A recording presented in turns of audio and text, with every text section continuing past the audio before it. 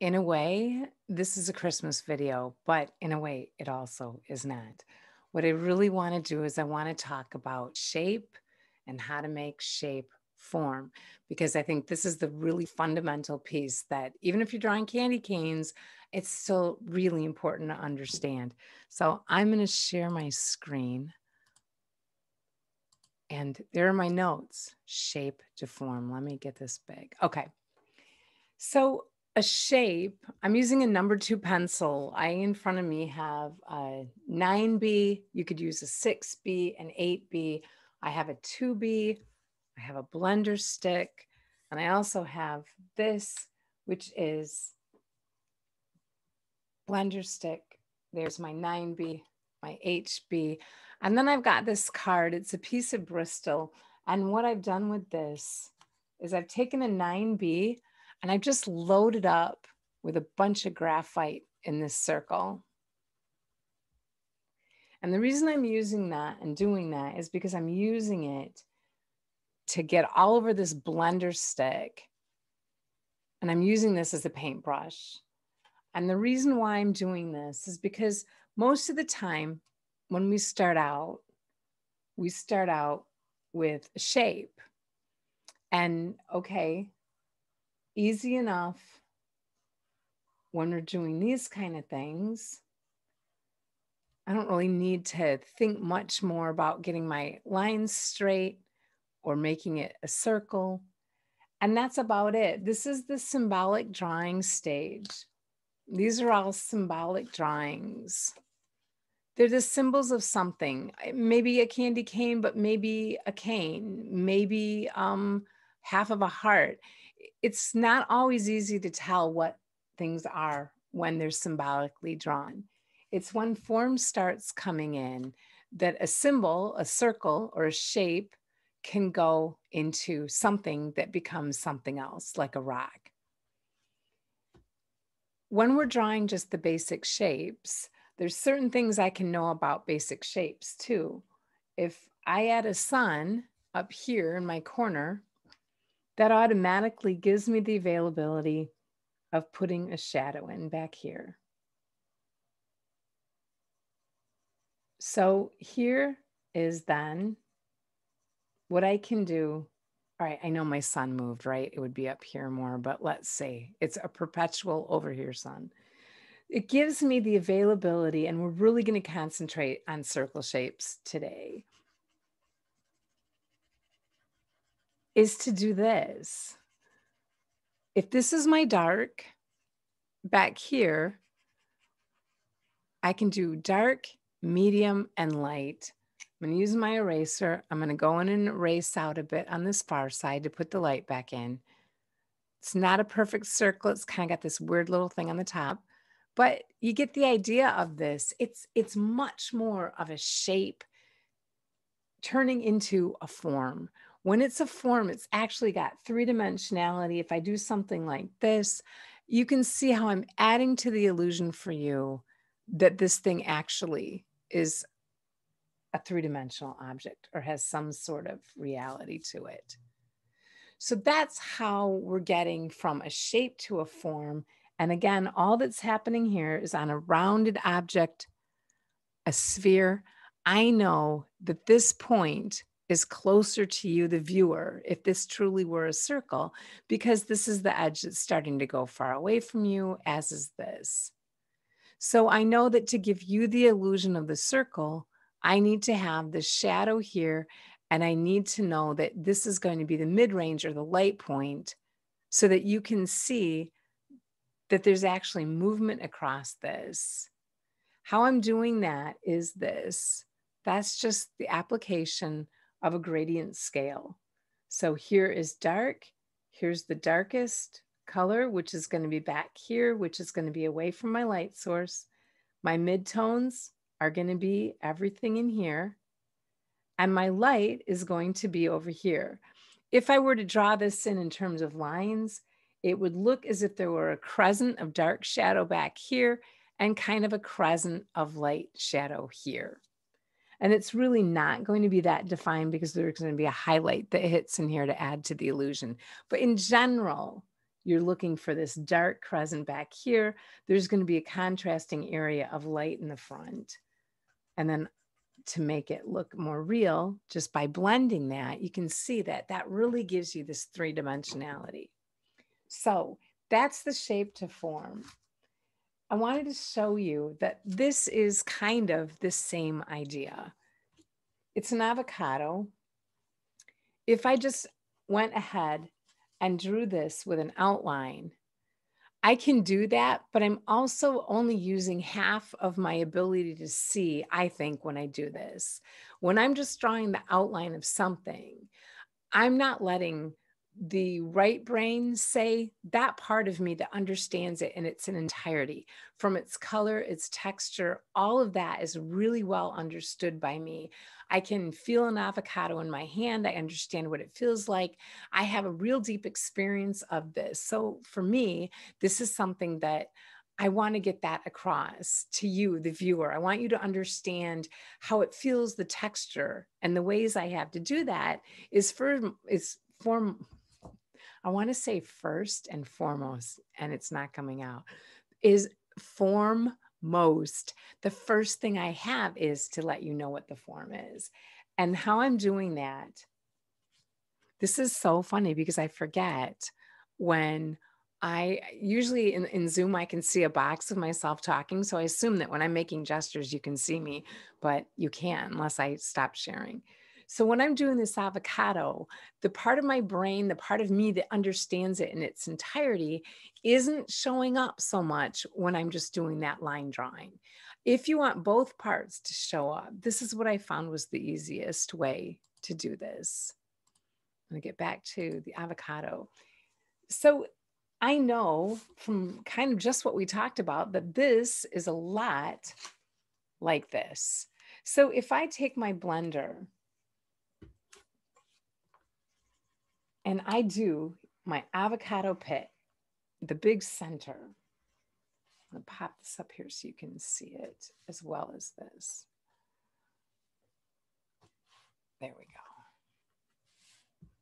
It's like shining molten gold because of the way the light is on this. That's great. So here's my circle, the center. Well, if I'm going to put my sun up here, now already I have information. I know that in order to make you think that this is nice and round, my viewer, I can put this in here. And I also know I need to put my midtones in. So if I'm going to have those are going to be the lightness of my midtones, I know I can darken up on this. So that could be almost anything. Now I'm going to look at the next shape. Well, the next shape I have is kind of like this big, weird oval looking thing. So I'm not seeing it as a sliced avocado. I'm forgetting the lines of it. And I'm saying, yeah, it's this pretty big surface area that kind of goes around my pit or that center section. So now I'm just going to put this in. Is it wobbly? Yeah, it's not perfect. It could be an egg. But the point is, I'm understanding this in its entirety. I'm not just doing the lines of this. I'm seeing that, okay, I'm shading a bit in here. I know, again, because this is further away from my light source, that I can make this dark down here. And that is what I'm doing. I know that because this is dark, this is going to be up high. There's going to be that cast shadow right here. So I can put a shadow in that where this is shading onto this, and it's probably going to darken in a bit of this. So already I have this kind of shape and that kind of shape. When I look over here, I can see, all right, here is outside the skin, but it really, in terms of shape, is a dark crescent. So all I'm doing is pressing hard. I'm really digging into this, and I'm making a dark shape that's kind of like a crescent.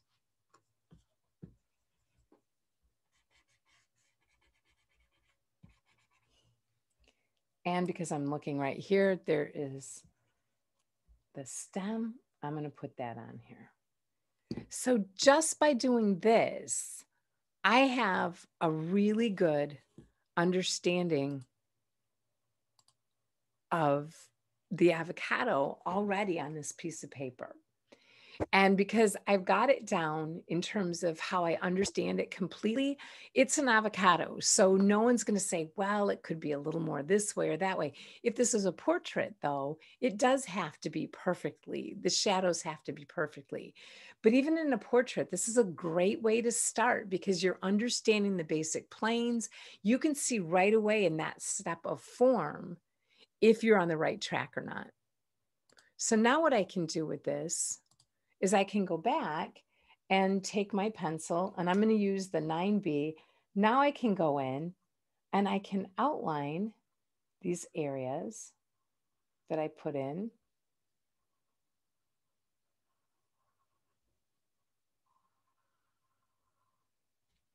And in general, I'm getting the same thing. Is it exactly perfect yet? Nope. This is kind of weird down here.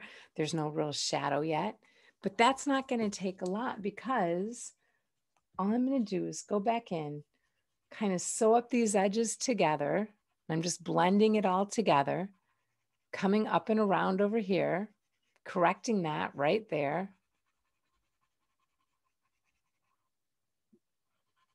I'm just blending all this together. And because this is so white up here, I'm going to put in a little bit more shading right here because this is my highlight. I'm going to put a teeny bit of color right here. It really forces this up higher, this white place, and drops that down. And I don't want it so obvious. So I'm just going to blend it.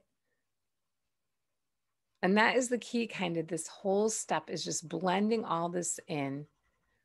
And now I'm working with form and shading. So I've got the form in, and now I'm just putting my shading in. I know that this was my original dark part, and I really want to make you think that, wow, this is a lot high up. This is kind of a big pit. So I'm giving you this illusion right here. This is really dark down here. And then I'm going to go into, I know that the avocado, the skin is dark anyways. So I can go in here and I'm giving you a smooth edge where it's cut. But when I get over to here, I'm not giving you a smooth edge. I'm roughing this up a bit because the avocado edge isn't smooth. That skin is really an unusual texture and bumpy. So I'm not filling this area in. I'm leaving areas of dark and light. So now when I go back and blend it,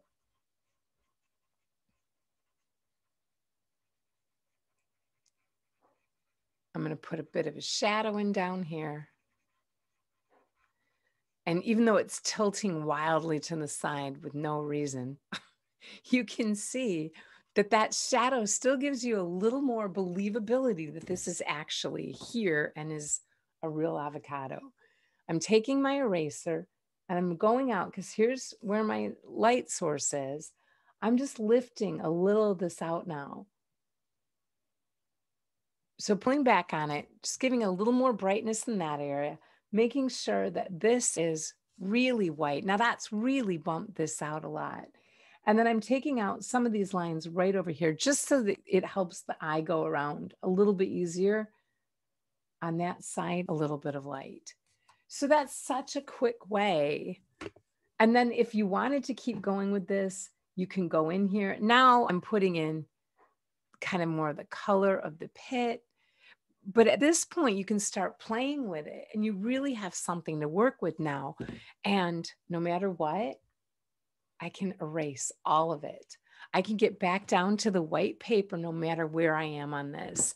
So it's giving me a really great value study. I'm understanding where my lights are, my darks are. And you may not always have to know it at that intimate level, but I want to show you why I think that that is important, that you do know it at that level. If I gave you this to draw, most people start out trying to draw this exactly what you see here. And I'm sorry for all my crazy notes, but this is part of my lessons plans to look like this. So that's where you would start. This is step 10. So there's 9, 8, 7, 6, 5, 4, 3, 2. And finally at 1, this is the beginning of that oak leaf pillar. It's a rectangular in shape that was divided in half. And then here's the symbolic drawing. These are just shapes. I'm not worried that that may at the end look like an oak leaf. At this point, I just need to know that, hey, it's symmetrical and it seems like there's two things on either side. Here's the beginning of this. It also has circles. That was easy. So I put those in. It has a shape here that's symmetrical, looks more or less like a leaf, but I'm not sure which one yet. And you can see step by step, just understanding it in just very general look. This is the point where you're actually at a drawing stage. All this to me has been kind of just finding your way and sketching it out. And these are the steps where you can really tweak your drawing to make it look like a total illusion if you know that, okay, your initial form was a rectangle, and if you have it looking more like a cylinder or it's shaded wrong, the whole thing is going to look weird when it's done, and you're not sure where the mistake was made. Here, this is still a rectangle shape. It's still a rectangle shape here, but it's starting to look more like a specific leaf, an oak leaf. When you get to here, this is where the illusion of a cylinder goes in. A cylinder has a rounded bottom versus the rectangle, which is a flat bottom. So that illusion gets built into it. And that's what starts giving you when you know where your sun is and everything else. Now is the point here where most people start drawing, but this is actually the fun part where all your hard work is done. You like what you've got, and now you confidently can shade in and start working on this. But the availability of having all these other steps are what make you able to make a much more convincing illusion. So now I want to get to the Christmas part. So forget the avocado, and I'm going to do the same thing quickly. I'm going to take this. I am going to make a candy cane shape. I'm going to fill it in. I don't have to just draw it out. I can kind of sketch it in. That's my candy cane shape. I'm going to take a kneaded eraser, if I can find one. I just taught a class, so all my stuff is like wildly strewn in front of me. All right, so no kneaded eraser, but what I'm going to do is I'm going to take a flat eraser and really lightly, I'm going over this. I'm just cleaning up the extra graphite so it doesn't smear. I still want to be able to see that shadow of my drawing though.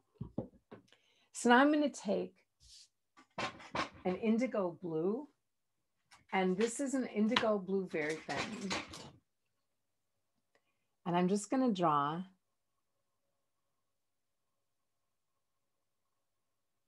right around the shape. So I put my shape in.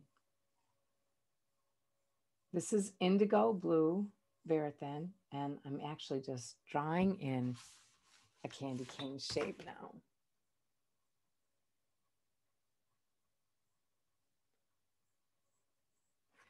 So unlike that oak leaf pillar, this is a really simple shape. So there isn't a lot of complexity with this. But since it is a shape now, I need to make it a form. And because if I looked at this, it can be this. It can either be a rectangle or it can be a cylinder.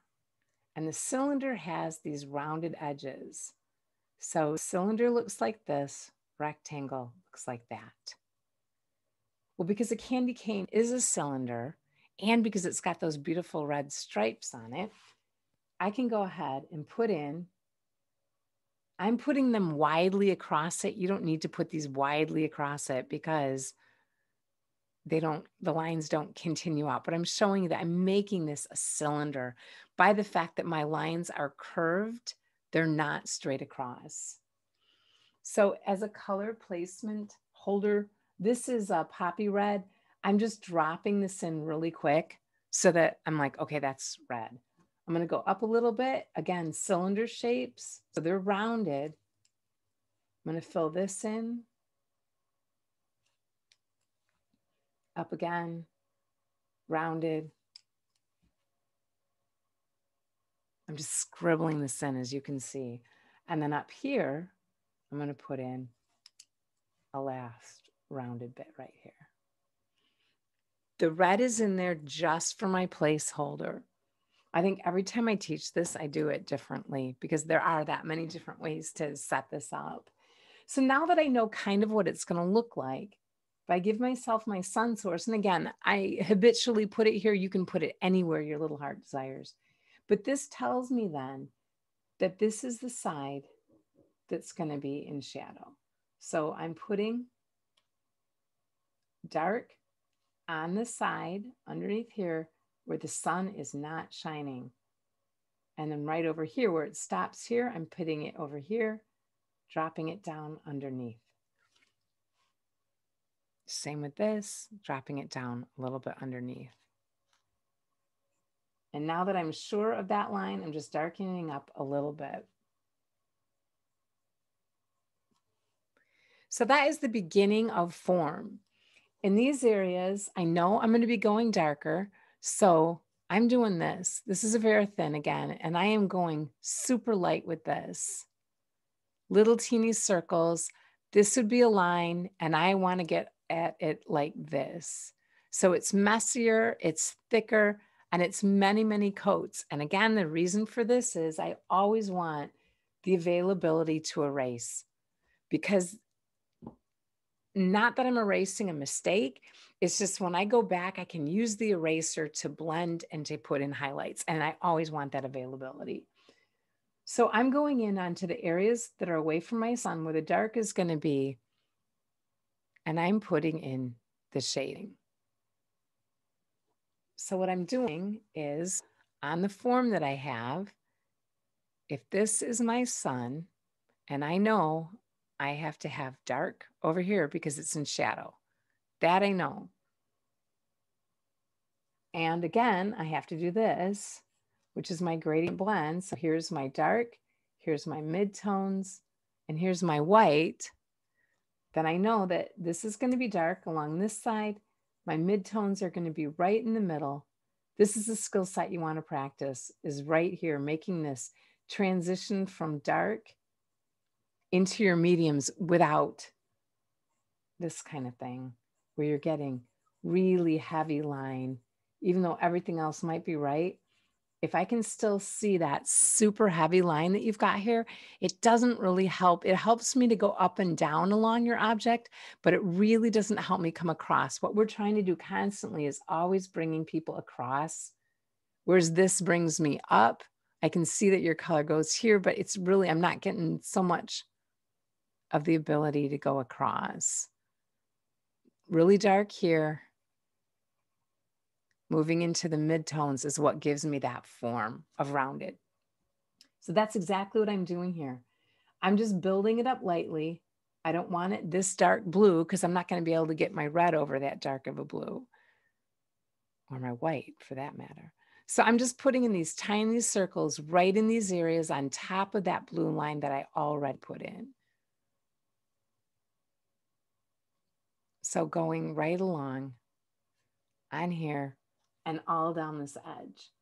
So I'm doing like long loopy things. I'm making a line. Let's see if I can move this. You can see it a little bit better. I'm making a line, but I'm making it kind of blurry. And what I'm doing is I'm making that gradient blend out of my indigo. So if the line is my dark, I'm bringing it in a teeny bit and making a gradient blend.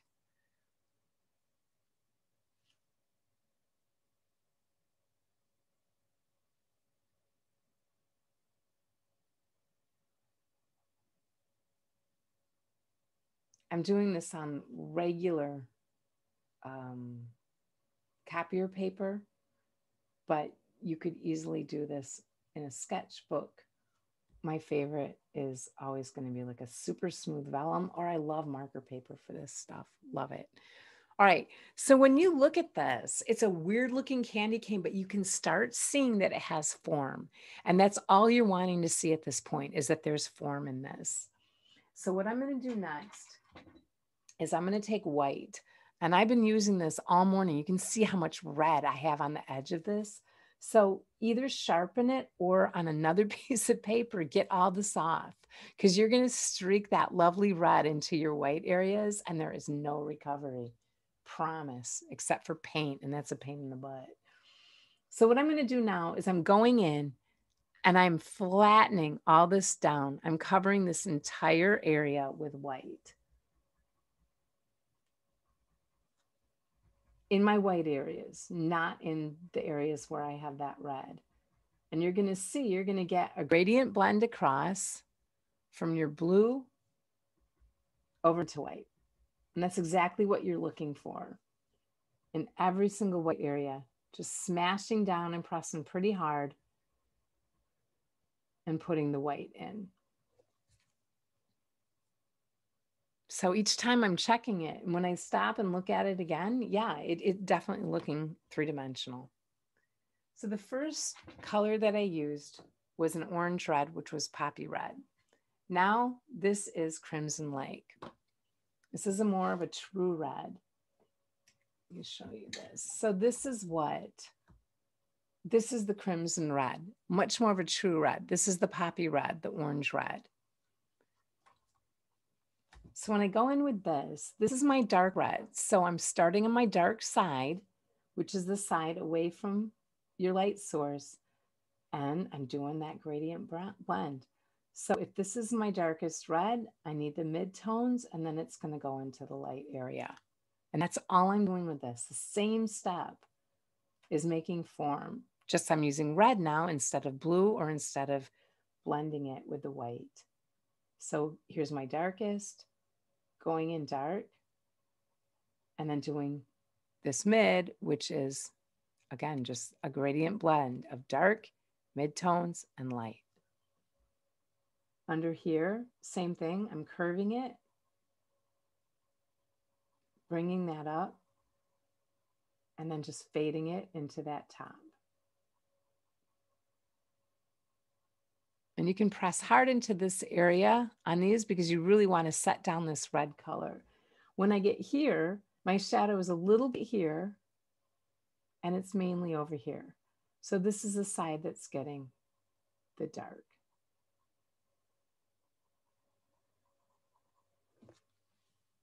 That's it. Making sure that they're even. This is a little bit darker than this is, so I'm darkening this up a little here. This one's pretty good, and this one. I'm going to take the white, because it has red on it, and I'm using red, or it just went into the blue. Again, I'm going to clean this off. And now what I'm going to do is I'm just going to blend. I'm starting on the white side, and I'm just blending it all together. I'm not going all the way to this red line. I'm kind of doing the far side and the mid-tones. So putting white down on the far side and blending it into the mid-tones. And you're going to see, you're going to get a pink showing up. This looks funky orange because of the way the paper is, the light. So again, blending this up and blending it down into it in all my red areas.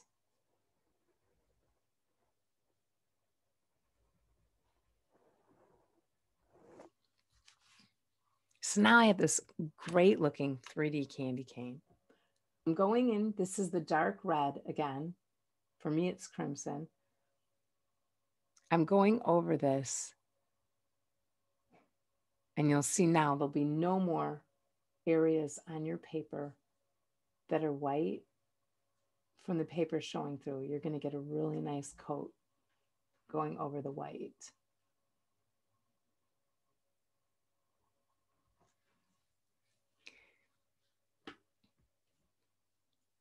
I'm taking the poppy, which is the orange red. This is the one that we used the first undercoat, and I'm just going over and I'm filling in that far side right over the top. So you can see much more completeness here. This is still kind of white and blended. I'm just drawing a line down the far side in the poppy red and then filling it in. And because I'm using an orange red, which is this, going across into it, it's giving a little bit more illusion that it's actually tipping, that it's rounded, and that we're making a cylinder. Same thing over here, getting rid of that huge white area.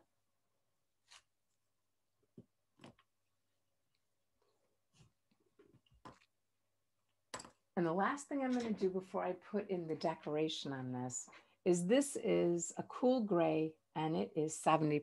And I just wanted to show you this, that it's easier for me to draw it like this. So I'm going to turn my paper, but if I drop in a dark line down this side, I am doing it right next to that original India ink, the indigo blue that we put in. India ink that came out of years ago. You can see it raises it up a bit, and it looks like the idea that it's much more three-dimensional than it actually is. That is just from putting this. So all I'm doing, I put a line down, and now another gradient blend, but this way I'm going this way with it, away from it, and I'm just lightly fogging in right next to this. So all these things are just gradient blends. But by putting this in, even if it's messy and as sketchy as this is, you're still getting the idea that you could actually pick this up, that it's a candy cane that is pick upable. I'm going to take this and go right along the top, just kind of closing that edge down a little bit, and right across the back. Again, this is a 70% cool gray. I'm going right over the red because it's a little thicker here than it is here. And right over the top of this. So now I definitely have, okay, it got wonky and thin down here, but that's when you would draw it. Again, this is our practice one. For me, not really. I'm going over this far line with white pencil just to blend it. I really don't want you to think too much about the fact that that line is there, but I did want it to close up all these gaps. And then I'm going to take, this is my Crimson Lake, and I'm going to go back in, make sure these are curved, but then this is kind of the decoration. And this is what, for me anyways, makes that look like a candy cane.